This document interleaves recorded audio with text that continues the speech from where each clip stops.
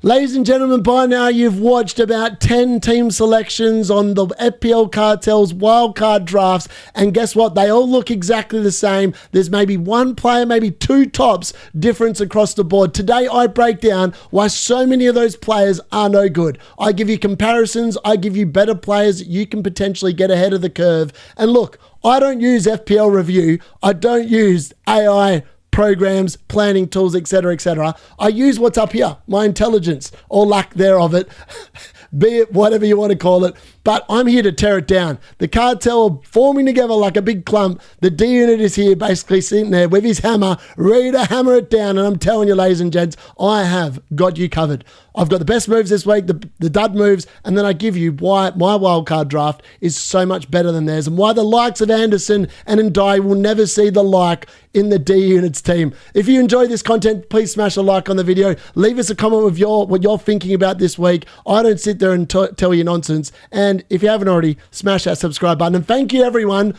We just hit 3,000 subs yesterday on the channel. That was a very smiley moment. With that being said, let's get into it.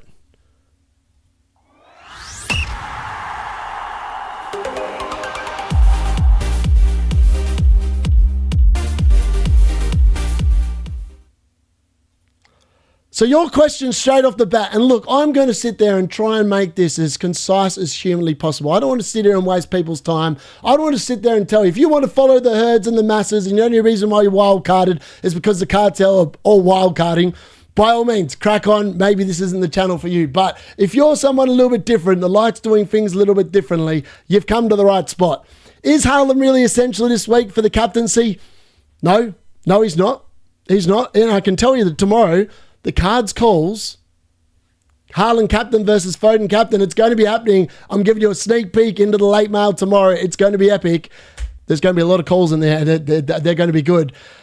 I obviously have a Haaland, but I bought him in 3 weeks ago, and I've been enjoying the points ever since. Yes, he'll start against Burnley, but if the game is done, I'd expect another early sub like we've been seeing the last couple of weeks for Haaland. There's no need to overplay him if the game is done and dusted. Now, if you think that the game's done and dusted, you would expect Haaland to have played and scored. I wouldn't be too worried about the yellow flag. That's just Pep saying he's having a rest. That's all that's saying. Do not be stressing about that one iota. Now, if you are on wildcard, it's now the time to literally set and forget your defense and just go for DC superheroes. The answer to that question is it might be. It honestly might be. So I was doing some research today and I was looking. Everyone knows I dislike Andersen, right? Straight up. And we'll get into other picks you can pick based on DC points and stuff later in this video. But I was comparing Juve to Andersen, right? They've both kept one clean sheet. Juve has scored 3 assists. Andersen, I think, has got 4 games of DC points. He's actually beating Juve's points, and yet Juve has got 3 assists. Are you kidding me? What has FPL become? They brought it in to try and increase the player pool. All the FPL towers have done is actually decrease the player pool, because the likes of Juve would be in more teams or whatever, along with teams that keep clean sheets. Now, we've literally got about the same 4 or 5 players that look amazing. So Senesi, Tarkowski, Virgil van Dijk, Richards, Lacroix, sorry, is probably better. They're all such better picks, and yet they're not doing anything exciting. They're not even getting attacking returns, and we're talking about the DC points. Honestly, I think that you might as well not fight it. I think that realistically, you're better off just picking 3 defenders every week that you think will get DC points. If they keep a clean sheet, brilliant. If they don't, well, you still get 3 points. So I think that's probably the way to go, is the honest answer. Yeah, I don't know if I'm going to fight it much longer. I think when I wildcard, I'm even trying to fix my team now with the players I'm buying. I know I bought you Doggy this week, but that's a short-term play because I think he'll keep clean sheets. And I still think clean sheets are king. But if you want setting to forget defenders, it makes a lot of sense. You don't have to be worrying and moving forward. Should you be concerned about Saka, Eze, Xavi, Foden, and others, like Wood started on the bench, FYI, in the Europa League? Should you be concerned that they started in the Carabao Cup? The honest answer is, in the case of Saka, Eze, Xavi and Foden, I don't think you should be worried at all. I actually think that they literally played in these games midweek to build their match fitness. Now, if they're all fully fit prior to this week, there's no way any of them started, but they've all had delayed starts to the season in some way, shape or form, either be it via injury or by a moving club. I think I wouldn't be concerned. I would expect all 4 of them to start this weekend. straight off the bat. So I would not be concerned about that at all. Who's the best asset to buy this week? I actually think it's Phil Foden. Now, I know I haven't bought him in one of my 3 transfers, but that's because of the fact I had other issues in my squad, and I just didn't want to fight the Semenyo ownership anymore. Oh my God, I lost my train of thought there for a second. So I kind of panicked, and he was rising in price, and I didn't want to miss out and then have to pay more, whereas Foden wasn't. But I actually think the Foden is actually the best asset to buy this week. Can you break the template by bringing in Isaac? So obviously the template forward line, we've seen it. We'll see it later in this video. It's Gyökeres, João Pedro, it's Haaland. Can you break it up by just going with Isaac? The good news is Ekitike is suspended for this game. Now, Isaac's not 100% fit. You can't expect him to be playing 90 minutes, and I don't expect him to play 90 minutes. But you can just sit there and be different, and I actually think that Isaac probably betters the points that Gyökeres gets in most weeks. He probably betters the points that João Pedro gets in most weeks if he actually starts. So for that reason, I think you could definitely look there. Are Spurs players really essential? Now, I pretty much put this in there every week. The next 2 weeks, I think they are. And now I know they're being completely overlooked on most wildcard drafts at the moment, which just doesn't make any sense. The only one that's getting any kind of love is Kudus. And the defence literally getting turfed out. Tottenham's defence has actually been pretty good in both the Champions League and the Premier League. And I've jumped on board with their cheapest one that I think is going to play this week. So I think they are essential, but that's just me. Everyone is loving the Arsenal defence. Everyone's looking to double up on the Arsenal defence from game week 7. Now, Newcastle have kept 4 clean sheets out of 5 games, which is even better than Arsenal's defence. They're conceding less goals conceded per 90 than Arsenal's defence. And no one is talking about Newcastle defence. That does not make any sense to me at all, any way, shape or form. They also are forgetting that Arsenal, the way they play, they don't get to the DC threshold. They're realistically not going to get that very rarely, if any times at all, as a defender. Newcastle, though, Dan Burn is pretty damn good for defensive contributions. So again, I think a lot of people are just sleeping on the Newcastle assets. I actually think they're probably as good a defence as Arsenal this year with the way that Eddie Howe is currently playing. So defensive transfers are most transferred in this week. Senesi he's a no-brainer. 4.8 mil he's risen to now. He's still only about 14% owned. I think you've got to have him. I obviously got him 2 weeks ago now, so I think he's great. Gameweek, I'm surprised that he is the second most transferred in defender. That one doesn't make a lot of sense to me. I think if I was going for a Crystal Palace defender and I wanted the cheaper version, I'd probably just go with Richards, who I think long-term is going to be better for DC contributions than Gameweek. Gameweek obviously has probably more attacking threat, but for 0.2 million more with Liverpool at home this week, I'm not sure about that. Chalobah, lots of Chelsea fans seem to think he is at risk of losing his spot.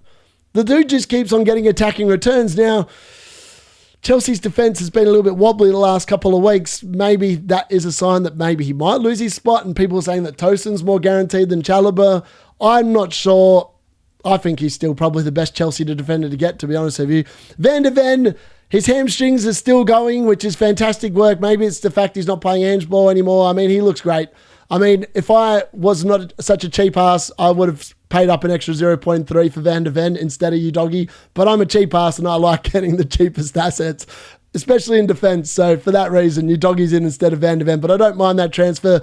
Gabriel and Timber, I know people say the cartel preach about Gabriel's attacking threat. There's so many better defenders than Gabriel in the game at attacking threat.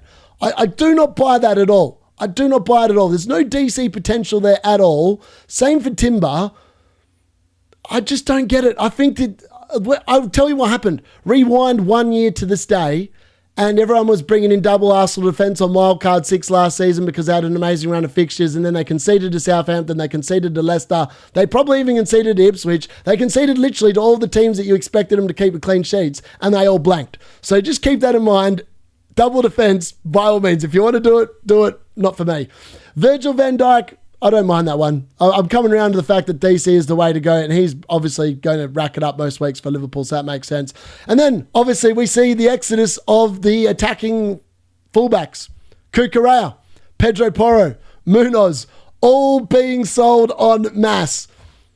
That pains me. I mean, like, what have they done by adding DC points to the game? You know what they should have done is they should have actually increased the amount of points for assists for defenders, because then it would have counteracted that DC contribution or something. They need to do something, because we're stuck with it this year. It's going to be the year of the DC superheroes. They need to hopefully adjust it for next season, because it's killing off the attacking part of the game, and I'm not sure if that's what we want for in FPL moving forward. Wan-Bissaka, obviously yellow flagged. 8 Nori still looking like he's going to miss. Aina's obviously out, so they make sense. Perfect transfers out. They're probably not going to be playing this week. And Estev, I think that's just people changing their 4 million defender on wildcard, if I'm being brutally honest, because I don't know if he's done a hell of a lot wrong in order to deserve being sold as the 7th most sold defender this week. It doesn't make much sense to me, that one either. So onto the midfield transfers, and still at number 1 is Semenyo. The dude is I feel like he's been here every single week. He's now up to 7.7 million. He's risen 0.7 million in the first 6 game weeks this season. He probably rises again. I mean, the run for Bournemouth is pretty good in terms of the fixtures, and Leeds away looks like a nice one to begin kick things off. Rangers comes in at number 2. Lots of people pivoting back to him probably after they sold him, because he obviously got 9 points and Foden didn't get the points last week, and maybe that's why he's being bought more in than Phil Foden. But then the next 5 moves in are literally the FPL Cartel's influence, bar Gravenberch. Obviously, that's just points chasing. Gravenberch is points chasing. He's not going to be scoring every week. I'm not sure why people bought him in, if I'm being brutally honest. There's no stat that screams to me he should be the 3rd most bought in midfielder this week. Ndiaye, Kudus, Bruno Fernandes, thanks the FPL Cartel for those picks. How Ndiaye is the 4th most bought in midfielder, and we'll have a look at the fixtures for Everton very shortly. Absolutely just blows my mind how stupid that move is. I get that people say he's on penalties. We don't know that. We do not know that. Everton have not had a penalty this season with Jack Grealish, Kevin Dewsbury Hall, Barry, etc., on the field. They could have changed. We don't know. They're literally just saying it. He probably is, but they're not taking that into account. Bruno Fernandes, I don't mind. 9 million. I think he's really actually quite good value. I'm still quite happy I've got him in my team. Kudus is probably the most nailed Spurs midfielder at the moment, which is probably why he's the most bought in one at 6 mil. And Grealish, I mean, he's missing game week 8, which is in 2 weeks' time. So I'm not sure why he's being bought in, but he's been great for Everton, and it's an amazing fixture of West Ham at home. And look, he's their most creative outlet, and I don't mind that move per se. Ironically, Stack is about 9th in this list, all above Phil Foden. Like, why are people ignoring Phil Foden? This dude is going to outscore every single one of those players this week. I put money on it. Put money on it. Come back on Monday when Phil Foden gets a 16-pointer and everyone will be like, why didn't I buy him? Should have told you. Should have told you. D-Unit told you. Most transferred out. Mo Salah obviously being sold en masse for the likes of Erling Haaland. Makes sense. Wirtz now dropped 0.3 million in value, and look, honestly, he's probably just needs to go. I'm so glad that I dodged that bullet. Cody Gakpo also being sold. So we've got Salah, Wirtz, Gakpo, 3 of the 4 most sold midfielders in the game, and then we've got Gravenberch being bought in. I mean, make that make sense, honestly. I don't understand that one at all. Cole Palmer, yeah. He's going to be out for... if they play him within the next month, Chelsea have stuffed up. I'm pretty confident he's got osteitis pubis without them actually coming out and saying it. And that's a really annoying injury to play with, and it generally happens around that age as well. It takes just a period of rest to get over it. There's no surgery that can help it. You've just got to deal with it and hope that they actually let him rest it. Johnson, I mean... yeah, he's starting the Carabao Cup, and I'd be concerned about his minutes this game week against Wolves. Rodgers, people have lost the faith on wildcard. And Enzo Fernandez, how is he the 7th most sold midfielder? If Cole Palmer's out of Chelsea, Enzo Fernandez is, I think, probably the best Chelsea asset to buy from an attacking sense. Even better than João Pedro, because he costs 1.1 million cheaper. And I just think, and he's on penalties. Like, I don't understand why people are selling him. Why would you sell Enzo Fernandez and buy Ilian Ndiaye? And I'm sure lots of people have done it on wildcard this week. If you can answer me that question in the comments, why are you doing it? I would love to know the reasoning behind it, because it makes no sense. Enzo plays for a better team, for example. He's also on penalties. Just make it make sense, because I can't do it. And on to the forwards. This one's a really interesting one. So Erling Haaland, obviously the most bought in forward. He's currently yellow flag, but he should be great this week. And the Pigeon, my boy in draft, I think he's great this week. I think he could be the top scoring forward this week. even better than Haaland. Gyökeres, I'm still not sold on him. I'm not sure what... Gyökeres and João Pedro, third and fourth most bought forwards this week. That is because of the FPL Cartel and the template and all, etc., etc. I don't actually think they're that good of assets. There are other people in the forward line that I think are far better. And ironically, one of them's actually made the cut. At number 7 is a Seedorf from Sunderland. 3 goals through the first 5 games. A man clearly in form. And Sunderland's run's actually pretty good. So I don't mind it at all. Ekitike, obviously, unlucky for those people who moved early because he's suspended this week. So that's a wasted transfer there. Isaac, obviously, has been bought in by the 5th most amount of people. Well, 5th most amount of transfers in the forward line. I don't mind that. It's a differential shout. It's probably better than buying Gyökeres or João Pedro because I actually think Isaac's better and will outscore them over the long term and probably the short term.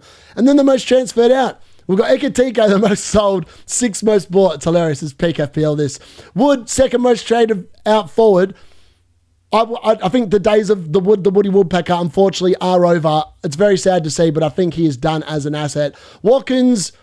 I think it's 2 weeks too early. I just got a sneaky suspicion that my boy's going to repay the faith this week and just ruin the lives of all the Andersen buyers this week. I'm looking forward to that on Sunday.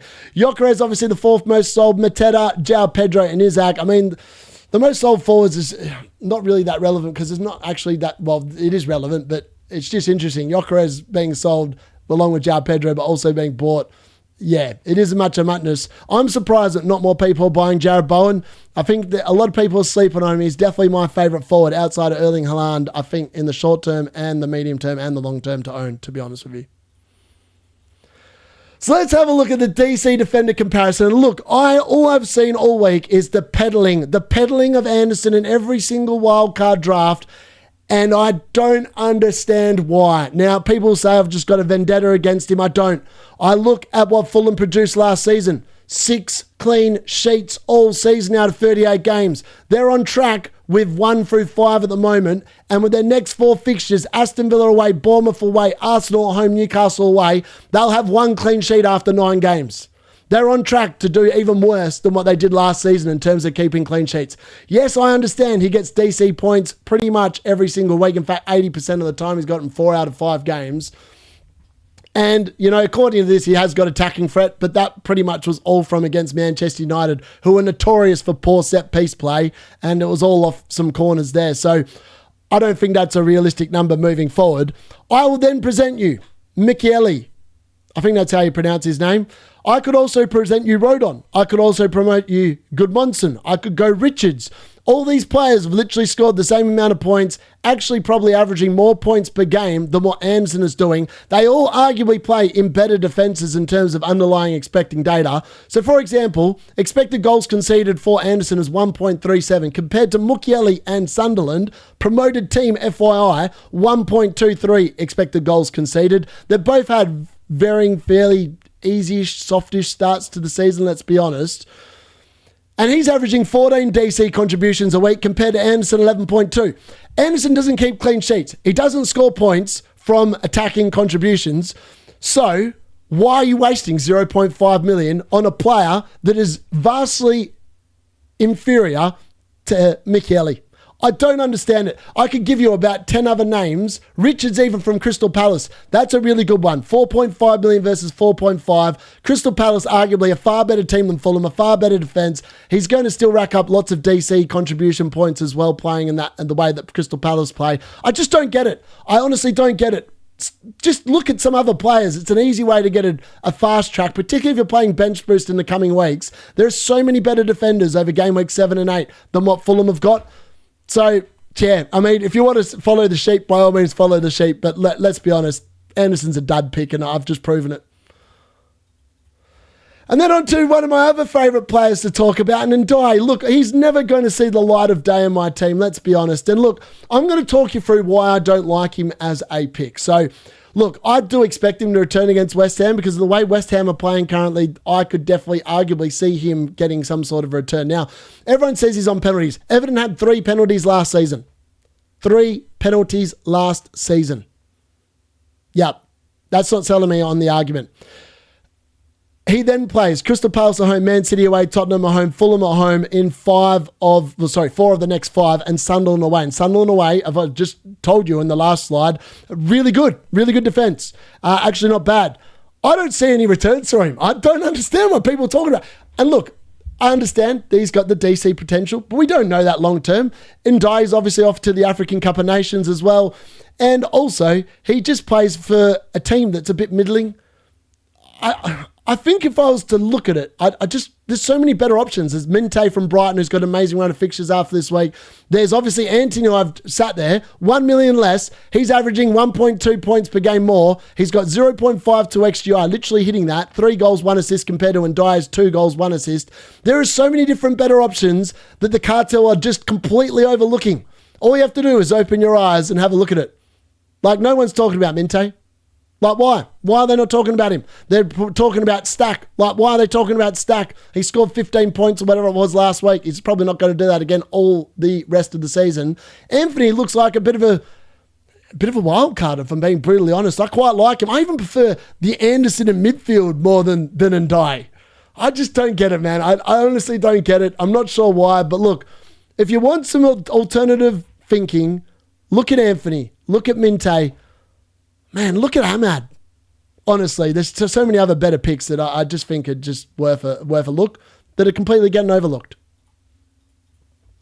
So the best Arsenal attacker, and look, lots of people looking at Gyökeres and working out whether it's actually worth it now. So I thought I'd do a bit of a deeper dive into just 4 players who I think will regularly start for Arsenal. So we've got Saka, the most expensive, and that's how I've literally listed him. It's nothing to do with which one I think is better. I've just given you the options and you can work it out yourself. So Saka, 9.8 million, Gyökeres, 9, Eze, 7.5, Rice is obviously 6.5, the cheapest. If you look at the averages per minutes, Gyökeres has been playing the most through the first 5 games of the season. That's because Rice started one of the games on the bench and came on for about 20 minutes. Otherwise, it would be Rice comfortably winning that. Saka's obviously already been injured and he's missed a couple of games, so he's obviously affected by that. He's only had the 2 starts. Gyökeres has had 5. Eze's obviously only had 2 because obviously he transferred clubs and missed that last game for Palace before he then moved to Arsenal. Yeah, I mean, when you look at the numbers, they've obviously had a tough run of fixtures to begin the season. There's nothing to write home about any of these underlying numbers at all. Like Saka, 0.14 expected goals, 0.16 expected assists. Eze obviously significantly higher in terms of expected assists, 0.18 expected goals, 0.28 expected assists. Rice, 0.04 expected goals, 0.2 expected assists. He's the only one that's got DC points, by the way, FYI, in case that floats your boat.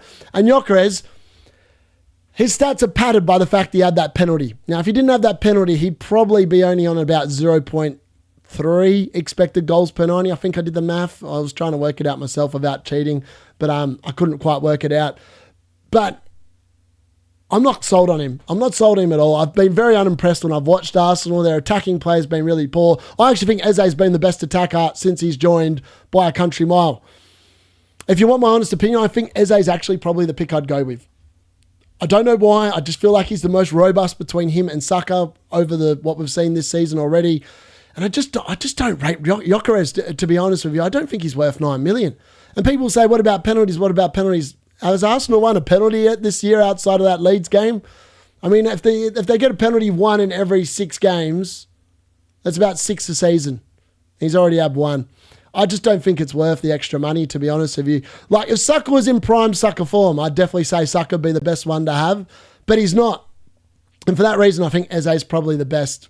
I'm just not sure. Like, you can make a case for Rice as well. Rice is still set piece delivery. I mean, Arsenal are set piece FC. Most of their goals do come off set pieces, etc., other than when they've got the flat track bullies. Now, what I will say about Gyökeres as well, he's got exactly 0.00 XG against Man United, Liverpool and Man City. He can't play against the good teams. Either that or Arsenal don't know how to feed him against the good teams. Now, he is a flat track bully, and yes, West Ham at home looks really good, but the other games are away from home. I'm not sold. I'm honestly not sold. I think I'd just save the money and go for Eze. I'd even potentially go for Rice instead. I think that's where I sit on the Arsenal attacker debate. Yeah, I'm not sure they're as good as people think.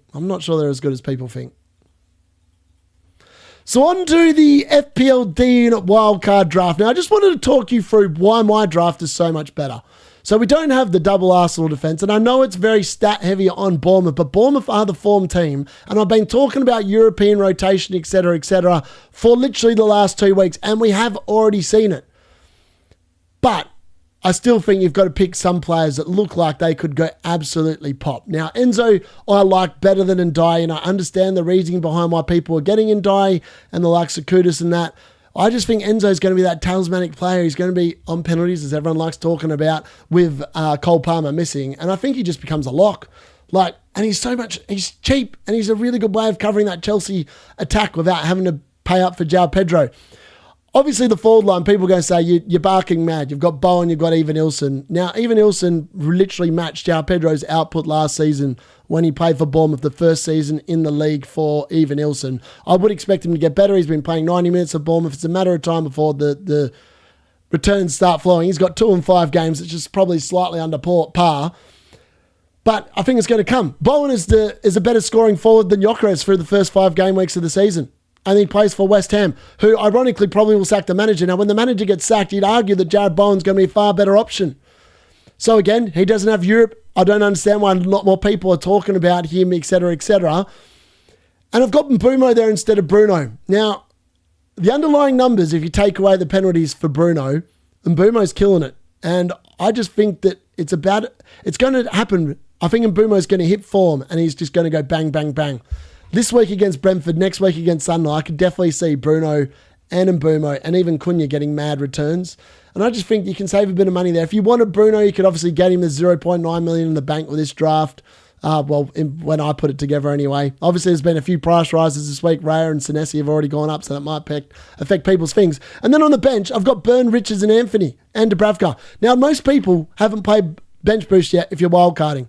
This is an amazing team for bench boost game week 8. Literally a fantastic team for it. And I've seen the FPL Cartel's wildcard draft. We'll look at it in a minute. But it's nowhere near as good for a bench boost game week 8. I can tell you that straight off the bat. I've checked the fixtures. It's not as good. For starters, Everton go away to Man City. Tell me how Ndiaye and Tarkowski are going to go that week. So let's finally finish this video off by tearing apart the FPL Cartel's FPL Review wildcard draft. And look, let's beat no bush about it. They're either all copying each other or they're all using FPL Review. And I've got it on good authority that FPL Review spat out something very similar to what you see on paper at the moment. And this seems, bar Rodon, ironically, this is hilarious, FPL Raptor and FPL Harry literally uploaded the exact same draft. So I think instead of Rodon, it was Richards for Harry. For Raptor, it was Rodon instead of Richards. There's 1 million in the bank. I've gone with Raptor's one just for clarity speaking, in case anyone's wondering. But let's sit there, let's tear it apart. I don't mind the Raya pick. I think it's a really good way of just covering the Arsenal defence, and I think it makes a lot of sense. Now, I went for Dan Burn instead of Gabriel, so you've covered the Newcastle defence, and I think that that's a very intelligent decision. I've already talked about the fact that Newcastle's defence has been better figuratively than Arsenal's so far this season, so why not back it in? Tarkowski, I don't mind. That is one of the few picks that I don't mind in this draft. If I was wildcarding, I'd probably do the same. But I think potentially he could go with Lacroix. Now, maybe they've gone with Tarkowski because of the fact that they think he's got better aerial threat. Maybe they think Everton's defence is going to be better than Palace's. I think that Palace's is probably going to be better. So I'd probably save a little bit of money there and go with Lacroix. Or you could go with Vardiol, which seems to be being missed out completely. I think City's defence is important to cover. And I'm surprised that not more people are doing it. In the midfield, it's literally the entire same midfield for all of them. It's Semenyo, which I understand. That pick I've got no issue with. I've not got no problems with the Bruno pick or the Reinders pick either. It's the Ndiaye and the Stack pick that I've got issues with. Stack literally had one good week. If he hadn't had that last week, there is no way in the hell of this game that Stack would be in any of their teams.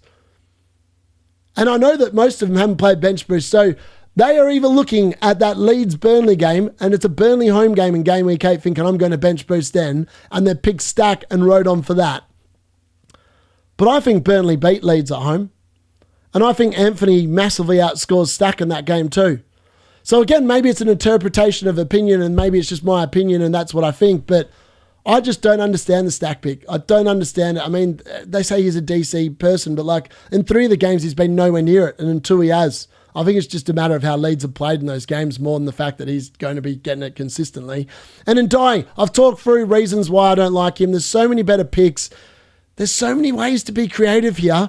And also, as I said, you could sit there and change that forward line, save some money. All of a sudden, you can get like the likes of Phil Foden. You can get a sucker in. I mean, you can get a sucker in here if like you just sit there and sacrifice a Gyökeres or a João Pedro for a smaller forward. You can even go all the way down to a nice CDO from Sunderland who looks amazing. I just think that there's so many holes in this draft. So many holes. The fixtures aren't even like that good for a lot of it as well. I don't understand why everyone has literally came to the same thing. All I can tell you is they all use FPL Review. They all talk about their own drafts, and it's amazing that literally they all came together with the exact same team. Make that make sense. Make that make sense. But yeah, I think that's all I've got to say about it. I think it's a really boring draft. And I hope that they absolutely tank and they end up like 7 mil because it'll serve them right for literally all doing the same thing. So that brings me to the end of my transfer tips for game week 6. And look, I've been fiery tonight. I've been up and about and I've been opinionated, but I think that there's every justice to be so because let's be honest, the amount of content that's been peddled this week that's literally been the exact same copy and paste across all the cartel is just, it's just hard to believe. Like, all I want is for them to do better. That's it. I started this channel because I want them to do better. Hopefully you found that entertaining. Hopefully you found it insightful. Let me know if you have in the comments. Smash a like, and if you haven't already, smash the subscribe button. I'll be back with 2 videos tomorrow, my team selection for game week 6, and the late mail, which is probably the best video going around the FPL community every single week. Make sure you join me for that. I'll see you tomorrow. I've been FPL D-Unit. Catch you soon.